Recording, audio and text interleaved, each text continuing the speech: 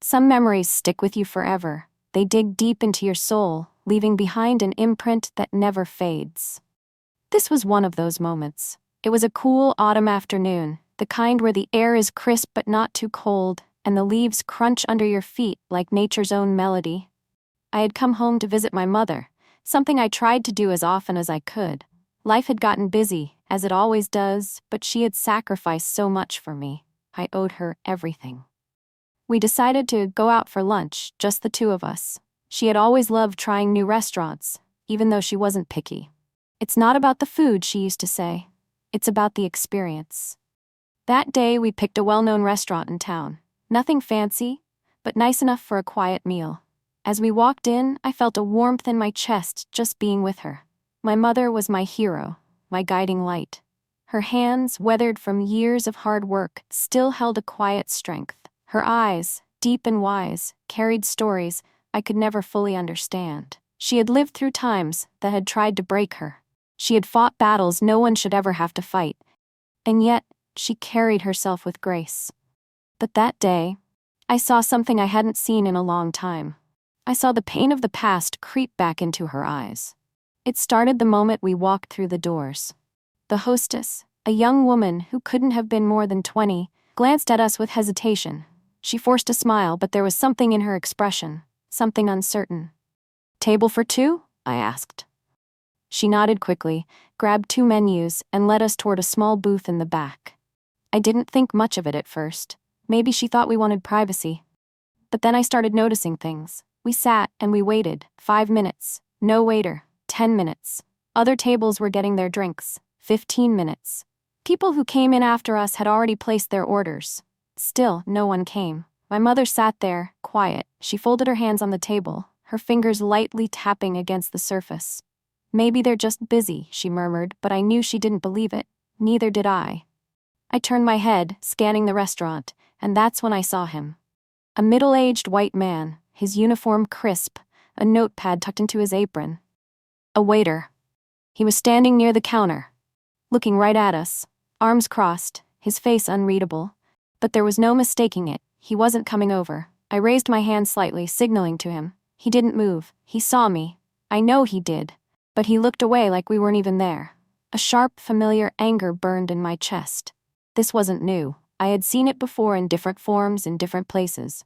But seeing it directed at my mother, that was something else. I stood up, walked straight to him. "Excuse me," I said, my voice even but firm. "We've been waiting for a while. Can we get some service?" He barely looked at me. "We're short-staffed," he said flatly. I glanced around the restaurant. I saw at least 5 other waiters moving quickly between tables. Drinks being refilled, plates being served, checks being delivered. I raised an eyebrow. "Looks like everyone else is getting served just fine." His expression hardened. He exhaled sharply, shifting his weight from one foot to the other. "Maybe this isn't the right place for you." There it was. My hands curled into fists, but I forced myself to stay calm. I had learned long ago that anger only gave people like him power. I took a deep breath, and then I reached into my pocket and pulled out my phone. I scrolled through my pictures until I found the one I was looking for. A photo of my mother in front of a courthouse, a plaque behind her. I turned the screen toward him. "Do you know who this is?" I asked. He barely glanced at it. "Why should I care?" I leaned in, my voice low but steady, "Because the woman you just refused to serve is Dr. Elaine Richardson, civil rights attorney, the first Black woman judge in this state, a woman who spent decades fighting against the very kind of discrimination you just showed her." He blinked, his mouth opened slightly, but no words came out. By now, people were watching. Other diners, the hostess. The manager, a woman in her 50s, rushed over, her heels clicking against the floor. "What's going on?" she asked, looking between us. I turned to her, my voice loud enough for everyone to hear. "Your waiter refused to serve my mother because of the color of her skin." The room fell silent. The manager's face paled. She turned to the waiter. "Is this true?" He stammered. But before he could answer, my mother finally spoke. She didn't yell. She didn't cause a scene.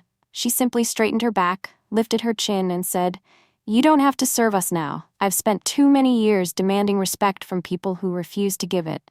We'll take our business elsewhere." Her voice was calm, dignified, unbreakable, and with that, she stood up. I followed her, my chest tight with emotion. As we walked out, the weight of what had just happened hung in the air. People whispered. A few shook their heads. The manager called after us, apologizing, offering a free meal. But my mother didn't stop. She walked out with her head high, just like she always had. We found another restaurant, one where she was treated with the kindness and respect she deserved. As we ate, she reached across the table and squeezed my hand. "I'm proud of you," she said softly. I swallowed past the lump in my throat. I learned from the best.